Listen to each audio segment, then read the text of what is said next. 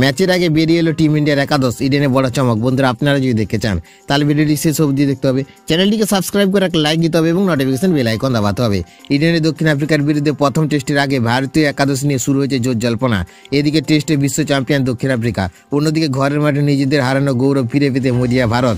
নিউজিল্যান্ডের বিরুদ্ধে হোয়াইট ওয়াশের জ্বালা এখনো টাটকা, তাই গৌতম গম্ভীর ও শুভমন গিলের নেতৃত্বে ভারত এবার ঘুরে দাঁড়াতে চাই। সবচেয়ে বড় চমক হতে পারে ঋষভ পান্ত ও ধ্রুব জুরেলকে একসঙ্গে খেলানো। দুজনকে আগে কখনো ভারতের মাটিতে একসঙ্গে টেস্টে দেখা যায়নি। সহকারী কোচ রায়ান টেন দুষ্কাতে জানিয়ে দিয়েছেন জুরেলের ফর্ম এতটাই দারুণ যে তাকে বাদ দেওয়া কঠিন।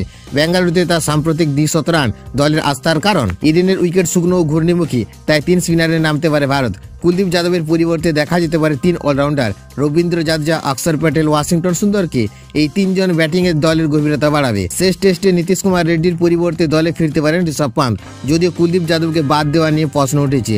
8 উইকেট নেওয়া বোলারকে সরানো কি ঠিক হবে?